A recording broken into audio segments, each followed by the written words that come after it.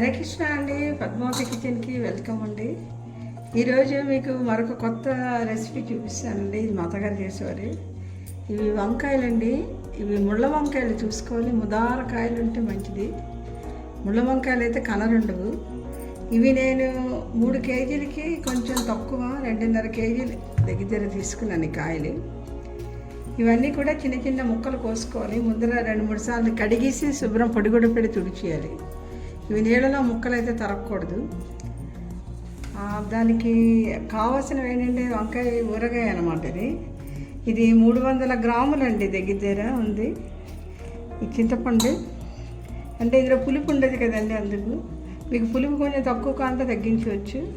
ఇవి 80 గ్రాములు పండు మిరపకాయలు.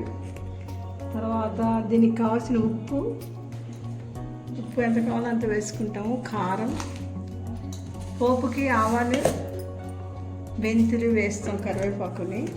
అయితే మెంతులు ఏమంటే వేచేసి ఇన్ని మెంతి పొడి కూడా చేసుకోవాలండి. అయితే ఇవి చిన్న చిన్న ముక్కలు తరిగాక ఇందులో చింతపండు ఉప్పు వేసిస్తుండాలి పసుపుని, లేకపోతే కలరెక్కిపోతాయి. అవి కొంచెం కచ్చాపచ్చిగా రుబ్బేసి 2-3 రోజులు నిల్వ ఉంచుకోవాలి. అయితే నేనేంటంటే మీకు ఎట్ ఏ టైం అన్నీ చూపెట్టిస్తున్నాను. మీరు స్లో ప్రాసెస్లో చేస్తే 2-3 రోజులు నిల్వ ఉంచుకున్న తర్వాత, అంటే ఊరిన తర్వాత అప్పుడు మీరు కారం గట్ట కలుపుకోవచ్చు. అయితే నేను అన్నీ కూడా మీకు ఇన్స్టెంట్గా చేసి చూపెట్టేస్తాను. తర్వాత 2-3 రోజులు పోయాక మేము తింటాం, అప్పుడు బాగా ఊడుతుందండి. ఒకటి ఈ ముక్కలు ఏంటంటే ఇలా తరుక్కోవాలి.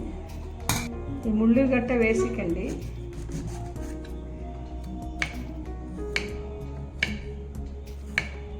ముళ్ళు వేస్తే మళ్ళీ గొంతులో గట్ట దిగిపోతే డేంజర్.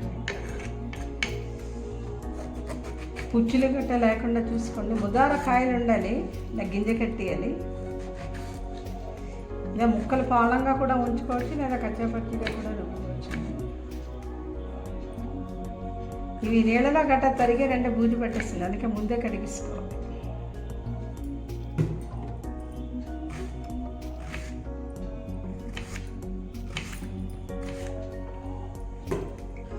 ఇలా కరుక్కున్న తర్వాత ఇందులో ఏం చేస్తామంటే ముక్కలు కొంచెం ఉప్పు వేస్తుంటామండి. ఇది మాత్రం కొంచెం ఇలా వేస్తుంటండి, కొంచెం ఎక్కువ వేయకండి. అంటే అవి కనరెక్కిపోకుండా వేయాలన్నమాట.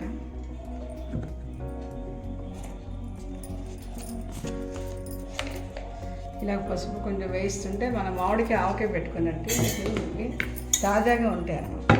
ఈ విధంగా ముక్కలన్నీ తరిగాక ఇదొకటండి కొంచెం ముక్కలు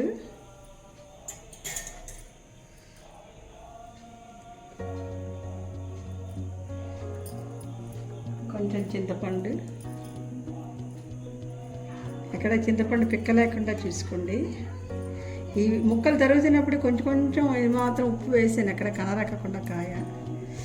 ఇప్పుడు ఈ మొత్తం ఈ ముక్కలకి దీని ఉప్పు పడుతుందండి. ఇక కొంచెం మరి నిండా కాకుండా మళ్ళీ చాలకపోతే వేసుకోవచ్చు, ఎక్కువైతే కష్టంగా మాత్రం వేస్తున్నాను. మొత్తం ఇందులో వేసిస్తున్నాను.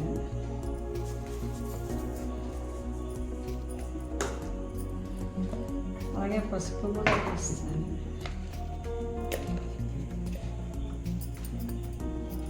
ఏంటంటే మనం రుబ్బుతున్నప్పుడల్లా కొంచెం మొత్తం అన్ని ముక్కలకి కూడా కొంచెం సర్దుకుంటామండి. ట్రిప్పు వేస్తాం.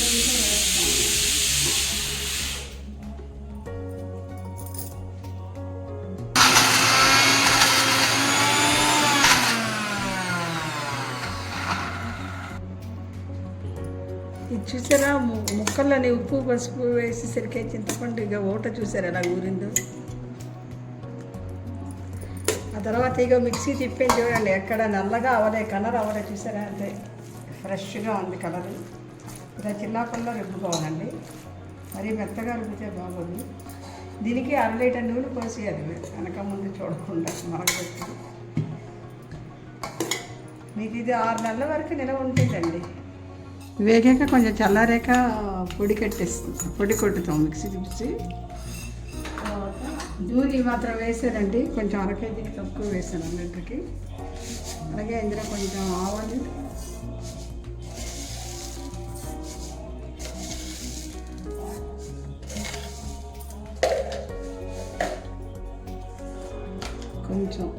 మెంతులు కూడా ఆల్రెడీ వేస్తాం కదా. ఎండుమిరపకాయలు ఒక 5 వేస్తాం.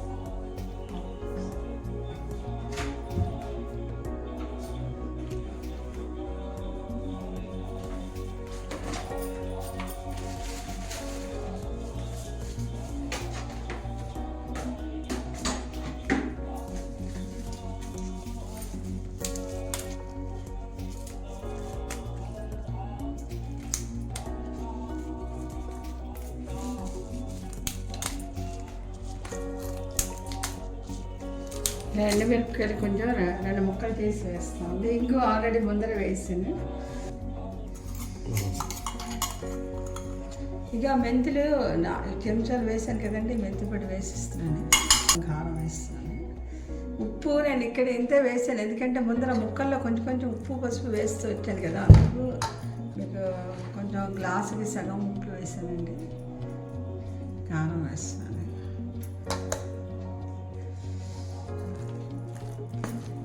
కింద మీద కలిపి పెట్టేసుకొని, ఒకవేళ ఎక్కడైనా మీకు తడి గట్ట ఉంటే ఏమైనా ముందు పడుతుందేమో అనుమానం వస్తుంటే ఒక్కసారి 1 గంట అంత అందరూ పెట్టేసారంటే మీకు 6 నెలలు తిరిగి లేకుండా చూడకుండా ఉంటుంది.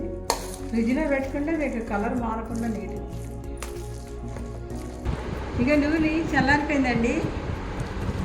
కరివేపాకు, ఆవాలు, మెంతులు కొంచెం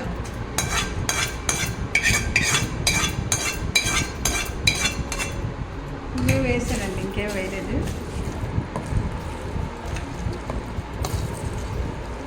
హరే కృష్ణ. వంకాయ నిలవ పచ్చడి ఊరగాయ రెడీ అండి. మీరు కూడా ఇది ట్రై చేస్తారని ఆశిస్తున్నాను. కామెంట్ బాక్స్లో పెట్టండి, సపోర్ట్ చేయండి, సబ్స్క్రైబ్ చేయండి, లైక్ కొట్టండి, షేర్ చేయండి. హరే కృష్ణ.